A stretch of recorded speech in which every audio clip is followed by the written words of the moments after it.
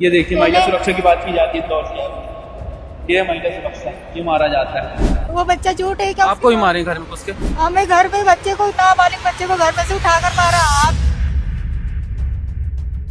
Sir Mohan Yadav ji क्या करेंगे? हमने तो उनके पोर्टल पे डाल रखे इतनी सारी सीएम पीएम पोर्टल पे डाल रखी मैंने कंप्लेन है। वो कंप्लेन का क्या हो रहा? सीएम हेल्पलाइन में शिकायत की तो क्या हुआ था? कुछ नहीं, वो उन्होंने कटवा दी। पुलिस प्रशासन कटवा दिया। हाँ, और आपको क्या कहा जा रहा था कि कुछ कहा गया था कटवाने के लिए? कटवाने के लिए बोले जब तक नहीं कटवाओगे जब तक तुम्हारे बेटे और पति को लॉकअप में रहने दो। मैं चार बार उन्हें लॉकअप में बिठाया। वो लोग आके घर पे हमको बोलते हैं कि जुलूस निकालेंगे तुम्हारा। नमस्कार, आज हम मौजूद हैं प्रशासन संतुलित दौर में। यहाँ पे हर मंगलवार को जन सुनवाई होती है, जहाँ पे कलेक्टर स्वयं लोगों की समस्याओं का समाधान करते हैं। तो आज हम जानते हैं लोगों से क्या उनकी सच्ची समस्याओं का समाधान होता है या फिर अगली सुनवाई के लिए उन्हें दिलासा देकर टाल दिया जाता है। तो चलिए हमारे साथ अभी लोगों से बात करते हैं। सर मेरी ये समस्या थी, हमारे साथ 15 से ज्यादा लोगों ने मारपीट की। हम उनके घर के सामने से निकलते हैं ना तो वो लोग हमको मना करते हैं कि इधर से मत निकलो, गाड़ी वाड़ी मत निकालो, तो लड़ने आ जाते होते हैं। और उन लोगों ने हमारे घर के सामने गाड़ी खड़ी करी तो हमने मना करा उनको कि भैया इधर गाड़ी मत खड़ी करो, तुम तो हमको मना करते हैं। तो उन लोगों ने हमारे साथ मारपीट की और बाड़गंगा के थाने वाले हमारे साथ राजीनामा के लिए दबाव बनाने लगा। हमारी एफआईआर नहीं लिखी उस दिन। टीआई के पास गए तो टीआई क्या कहते हैं? टीआई के पास गए हम तो टीआई हमको खुद गाली देता है, बोले तुम लोग गाली देते हो, ये करते हो, जबकि हमारे साथ मारपीट की हमारी एफआईआर होनी चाहिए। हमने कुछ गाली वाली नहीं थी, वो लोग हम पे झूठा इल्जाम लगा रहे हैं। और हमारे खिलाफ अभी मेरी बहन को उल्टा सीधा बोलते हैं, वो बहन अभी है नहीं, उल्टा सीधा बोल रहे थे। तो मम्मी ने जरा सा पत्थर फेंक के मार दिया था, हाथ में उसको लगी भी नहीं सामने वाले पार्टी को। वो खुद हाथ में कुचल उचल के थाने पहुंच गए। तो उनके खिलाफ इतने से में उन्हें एफआईआर लिख दी, जबकि हम खूना खच्चर हालत में 29 दिसंबर के दिन गए थे पुलिस वालों के पास। तो पुलिस वाले के पास गए थे लेकिन उनने कोई एफआईआर नहीं लिखी हमारी। ये रही मेरी बहन है। टीआई का क्या नाम है जो आपको गाली देते हैं? टीआई सियाराम सिंह गुर्जर। सियाराम सिंह गुर्जर। हाँ वो लोग आपकी बहन के साथ छेड़खानी भी करते हैं? हाँ, और उल्टा सीधा बोलते हैं। वो सामने वाला स्कूल कॉलेज जाते हैं तो उसका पीछा करते हैं। सर हम जाते हैं तो हमने जितने आवेदन दिया बोले तुमने सब झूठी झूठी कंप्लेन करी। कोई झूठी क्या, ये फोटोग्राफ कोई झूठी है, गरीब इंसान परेशान हो रहा है। बच्चे की फाइनल एग्जाम हुआ आज, कलेक्टर में आई, खराब हो जाएगा। ये झूठी है क्या? पुलिस प्रशासन द्वारा क्या कहा जाता है? बोले ये सब झूठी कार्रवाई, तुम बच्चे को बीच में घुसेड़े, बच्चे को नहीं मारा है क्या?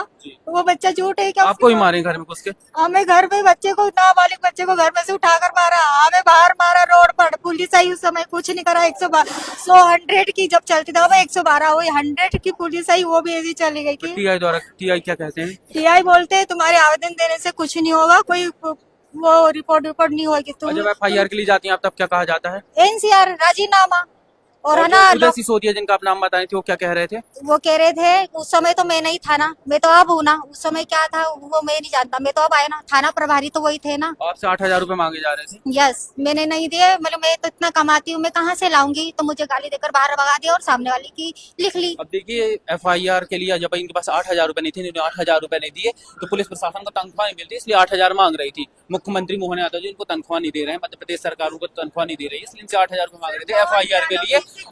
और जब इनकी एफआईआर नहीं लिखी गई, जब ये 8,000 रुपए नहीं दी तो सर मोहन यादव जी क्या करेंगे? हमने तो उनके पोर्टल पे डाल रखे इतनी सारी सीएम पीएम पोर्टल पे डाल रखी मैंने कंप्लेन है। वो कंप्लेन का क्या हो रहा? आज भी कल भी उन्होंने डाल दिया। अस्थायी है ये अस्थायी क्यों है? इतनी कंप्लेन क्यों आ रही लगातार 1 साल से, वो भी मेरे घर से? अब सीएम हेल्पलाइन में शिकायत की तो क्या हुआ था? कुछ नहीं, उन्होंने कटवा दी।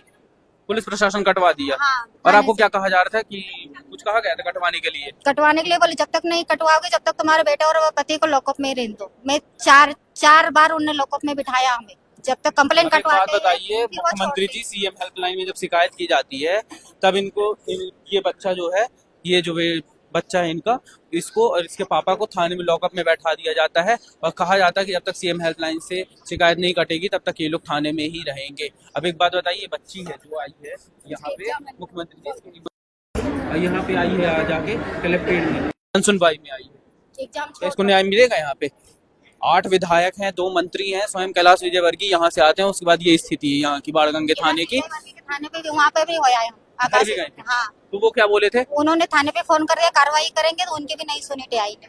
मतलब एक ये सोच लीजिए कि जो विधायक पुत्र की यहाँ पे नहीं सुनी जा रही है, स्वयं पूर्व विधायक थे आकाश विजयवर्गीय थाने में कॉल कर रहे हैं, उनकी नहीं सुनी जा रही है। और सियाराम गुज्जर इनको गाली दे रहे हैं। हमारे पास पूरी रिकॉर्डिंग है सियाराम गुज्जर जी, अभी हम चलाएंगे इसको। जो आप गाली गलौज किए हो ना, वो हमारे पास पूरी हमारे पास रिकॉर्डिंग है। और उदय सिसोदिया तुम भी सुन लो, जो तुम 8,000 मांगे थे वो हमको पता चल गया है यहाँ पे। और क्या घर में आकर क्या कहते हैं आपको? वो लोग आके घर पे हमको बोलते हैं कि जुलूस निकालेंगे तुम्हारा, हमको हमारी बहन के साथ मारपीट करते हैं हमारे साथ। और आपकी बच्ची को क्या कहा जाता है?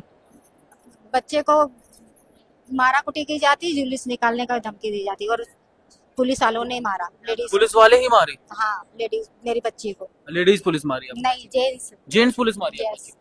अब एक बात बताइए, जेंट्स पुलिस, अभी वो जो इनका बच्चा था नाम बताया पुलिस वालों को, वही मारे हैं, जुलूस निकालने की धमकी दी गई है। अभी पुलिस प्रशासन जुलूस निकालेगा। देख लीजिए मुख्यमंत्री जी, ये आपके मध्य प्रदेश का प्रशासन है, ये पुलिस है आपके मध्य प्रदेश की। बाणगंगा थाने का मामला इंदौर का प्रभार लेके रखे हैं, स्वयं मुख्यमंत्री यहाँ के प्रभारी हैं। उसके बाद ये स्थिति हो रही है यहाँ पे। ये देखिए महिला सुरक्षा की बात की जाती है इंदौर शहर में, ये महिला सुरक्षा, ये मारा जाता है ना। ये उनकी बेटी थी, उनकी बेटी को मैं थोड़ी देर पहले दिखाया था, उनकी बेटी को भी मारा गया था पुलिस प्रशासन द्वारा।